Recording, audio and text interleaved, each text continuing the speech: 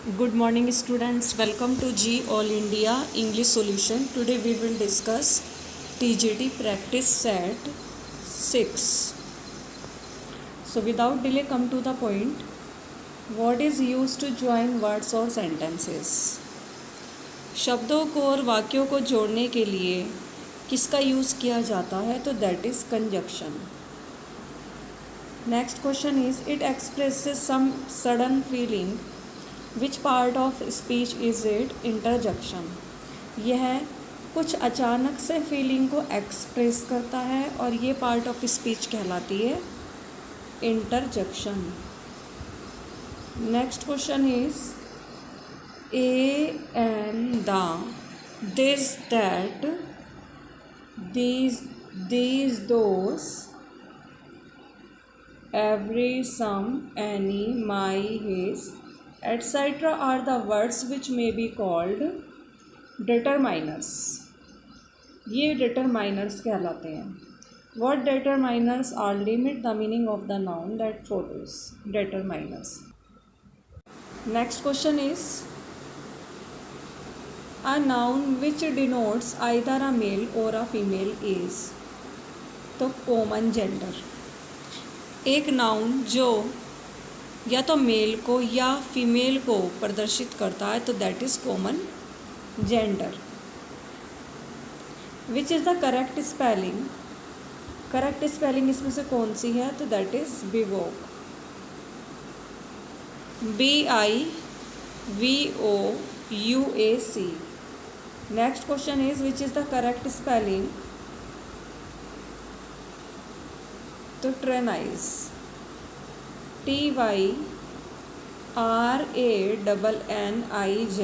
तो double N है यहाँ पे. TYRANNIZE. Next question is it is a grammatical term. ये ग्रामेटिकल टर्म है which refers to the inversion of the word order from one clause to another. It is कियास्मस. ये grammar का शब्द है जो वर्ड्स को एक क्लोज से दूसरे क्लोज में वर्ड ऑर्डर को हटाता है, शब्दों के क्रम को इन्वर्स करता हटाता. तो that is chiasmus. Next question is ballads are the narrative species of. Ballads narrative species होती हैं किसकी? फोक सॉन्ग्स की. Next question is Chevy Chase nut brown maid Cowper's the diverting history of John Gilpin. This is Coleridge. COLERIDGE. Hindi में ही हो गया यहाँ पे. जैसे कॉलरिज कर लेना. Coleridge the rime of the ancient mariner. तो इसका वर्क है कॉलरिज का the rime of the ancient mariner. Next है कीट्स ला बेले डेम्स एंड मर्सी. नेक्स्ट है sir Walter Scott's the lay of the last minstrel are some of the well known ballads. ये सभी क्या है? Ballads. तो Chevy Chase, nut brown maid और Cowper's the diverting history of John Gilpin, Coleridge the rime of the ancient mariner, Keats la belle dame एंड merci, sir Walter Scott's the lay of the last minstrel. ये उदाहरण है कुछ ballads के. Next question is the term bardolatry was coined by. जो शब्द बार्डोलेट्री है ये कोइन किया गया है जीवी शाह के द्वारा in the 2-3 place for Puritans. तो किस में ये किया गया है? जीवी शाह के द्वारा इस टर्म का कोइन किस में किया है? 2-3 place for puritans. The term bardolatry was coined by G.B. Shah in the 2-3 place for Puritans. Next question is Globe and Blackfriars are the names of theatres which are associated with Shakespeare. Globe और black fryers theatres के नाम हैं और ये जुड़े हुए हैं Shakespeare से. Next question is good friend for Jesus sake forbear to dig the dust and close here. Blessed be the man that spares these stones and cursed be that moves my bones. This rash doggerel over the world's greatest poet was intended, no doubt, as a warning to some stupid section, lest he should empty the grave. Who is this poet? तो Shakespeare कि good friend for Jesus sake, कि good friend भगवान के लिए,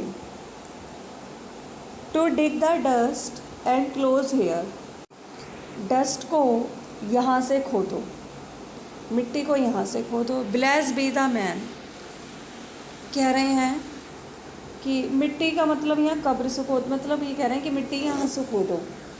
तो अपनी कब्र के लिए बोल रहे हैं कि bless be the man that spare these stones, कि उन व्यक्तियों को ब्लेसिंग है, उन्हें ईश्वर की कृपा बनी रहे, जो इन स्टोन्स को, जो मेरी कब्र पे हैं, इन स्टोन्स को छोड़ देंगे। And cursed be that moves my bones, और उन्हें अभिशाप लगे, उन्हें कर्स हो कि जो मेरी हड्डियों को यहाँ से हटा देंगे, जो मेरी कब्र को खोद देंगे, उन्हें अभिशाप लगे, और जो इसे छोड़ देंगे उन व्यक्तियों को ब्लेसिंग मिले, भगवान का आशीर्वाद मिले। तो this dress doggerel over the world greatest poet was intended, no doubt, as a warning to some stupid sexton, lest he should empty the grave. Who is this poet? अब ये जो अभागा सा डोगरल है, गीत है, तो ये संसार के सबसे महान पोएट ने ये इसका इरादा किया है कि निसंदेह एक चेतावनी दी है उन्होंने कुछ स्टूपिड, कुछ मूर्ख लोगों को। तो इस अभागे गीत के द्वारा, इस दुखी गीत के द्वारा संसार के सबसे महान पोएट ने एक चेतावनी के रूप में कुछ मूर्ख लोगों को चेतावनी दी है ये, कि कहीं ऐसा ना हो कि उनकी कब्र को वो खाली कर दें। तो ये पोएट कौन है? तो दिस इज़ शेक्सपियर, ये है Shakespeare. Next question is, Shakespeare probably work with someone in the last 2 parts of Henry VI and in Richard III, who is he? तो मार्लो। शेक्सपियर ने संभवतः, प्रोबेबली मीन्स परहैप्स, शेक्सपियर ने संभवतः किसी के साथ काम किया है वर्क में। अब उनका शेक्सपियर को ये कौन सा वर्क था? तो 2 parts of Henry VI, Henry VI के लास्ट 2 parts, और रिचर्ड III में उन्होंने किसके साथ काम किया है? मार्लो के साथ।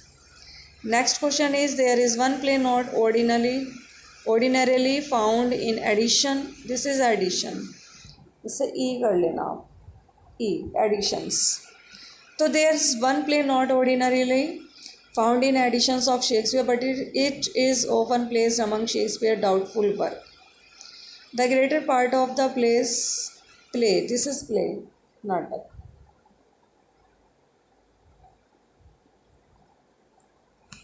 तो part of the plays undoubtedly by Fletcher, which play is being referred here, तो टू नोबल किंग्समैन, कि there is one play not ordinary found, कि ये एक साधारण प्ले नहीं है, शेक्सपियर के एडिशन में ये साधारण प्ले नहीं है, बल्कि इसे शेक्सपियर के डाउटफुल वर्क में रखा जाता है, संदेहपूर्ण वर्क में रखा जाता है।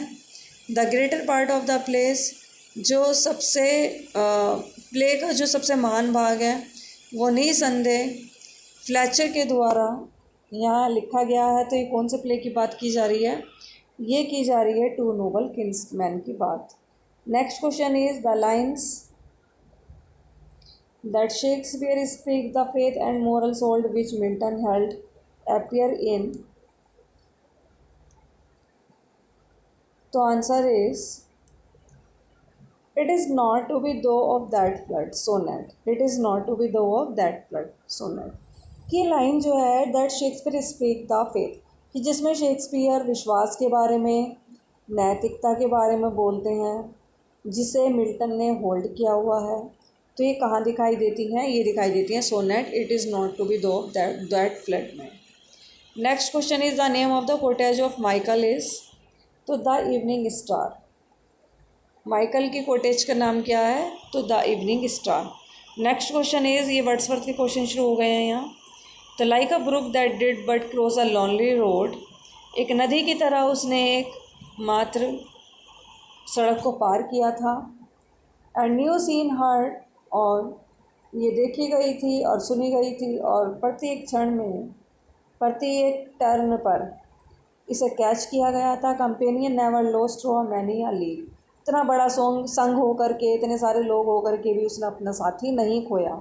Maintained for me a saving intercourse with my true self, और उसने सच्चाई से उसने वास्तव में मेरे साथ इंटरकोर्स किया, रिलेशनशिप बनाए।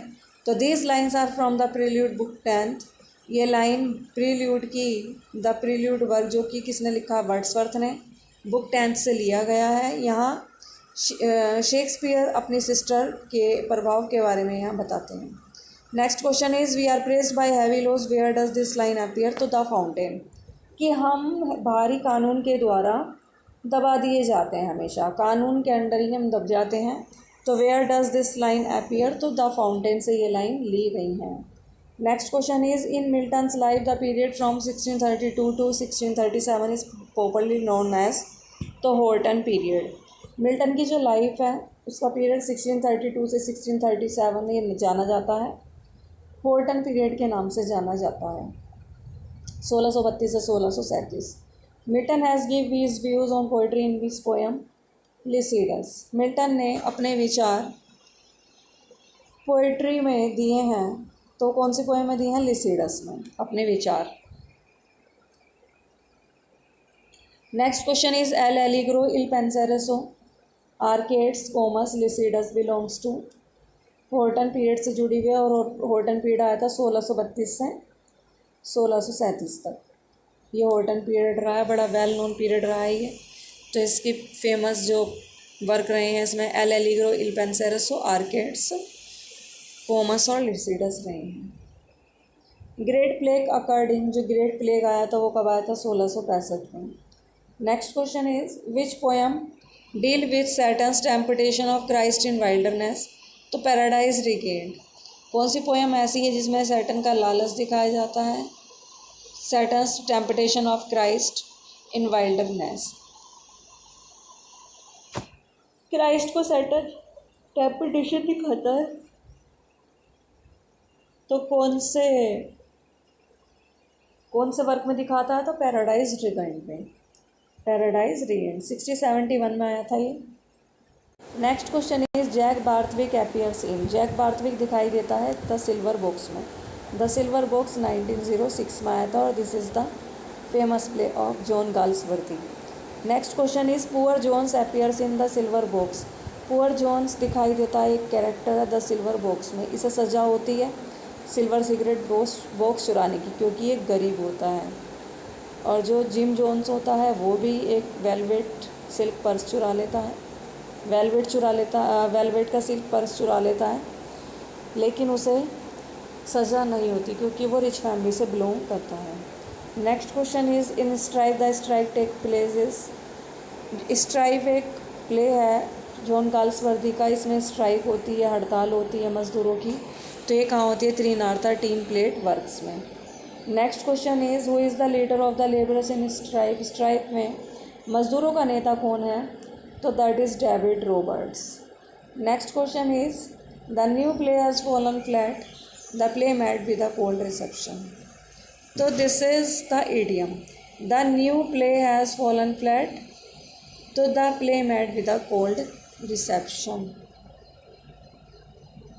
Next question is, life is a bed of roses? तो इसका मीनिंग क्या है इडियम का? प्लीजेंट लिविंग, और कंफर्टेबल एंड इजी वर्क, सुखदायक जीवन, आरामदायक जीवन। तो life is a bed of roses, pleasant living.